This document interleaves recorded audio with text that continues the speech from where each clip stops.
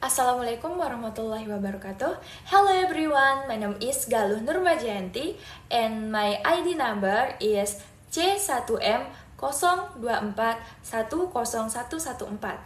This time I will be presenting about faktor lingkungan mikroba. Jadi, materi ini membahas berbagai faktor yang mempengaruhi pertumbuhan mikroorganisme, baik dari lingkungan fisik maupun dari interaksi antar sesama mikroba. Jadi, mikroba tidak bisa hidup sembarangan. Mereka butuh kondisi lingkungan yang sesuai. Faktor lingkungan yang mempengaruhi pertumbuhan dibagi menjadi dua, yaitu faktor abiotik, seperti suhu, pH, air, dan sebagainya. Dan faktor biotik, yaitu interaksi antar mikroba itu sendiri. Nah, sekarang kita akan membahas tentang faktor abiotik. Jadi, faktor abiotik ini mencakup kondisi fisik dan kimia lingkungan. Yang pertama adalah suhu, di mana ada 3 kelompok mikroba berdasarkan kisaran suhu pertumbuhannya. Yang pertama ada psikrofil, tumbuh di suhu rendah, yaitu dari 0 sampai 30 derajat Celcius.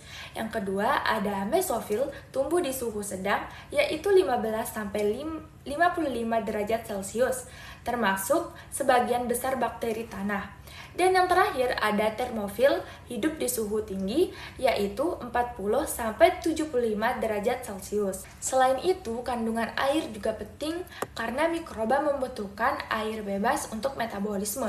Lalu ada tekanan osmosis dan pH yang mengaruhi keseimbangan cairan dan aktivitas enzim dalam sel mikroba.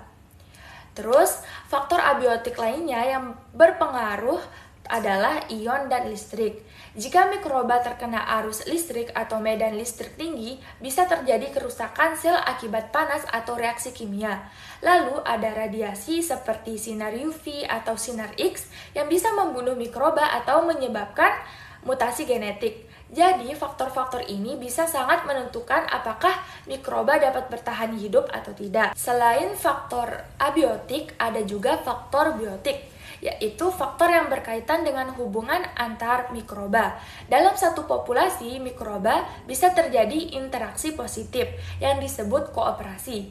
Misalnya mereka bekerja sama untuk tumbuh. Sebaliknya bisa juga terjadi interaksi negatif atau kompetisi ketika mikroba saling berebut nutrien atau ruang hidup. Nah, interaksi antar populasi mikroba, kalau antar populasi yang berbeda itu interaksinya bisa beragam. Yang pertama ada netralisme, tidak saling mempengaruhi. Yang kedua ada komensalisme, yaitu satu diuntungkan, yang lain tidak terpengaruh. 3 ada mutualisme, yaitu keduanya saling menguntungkan.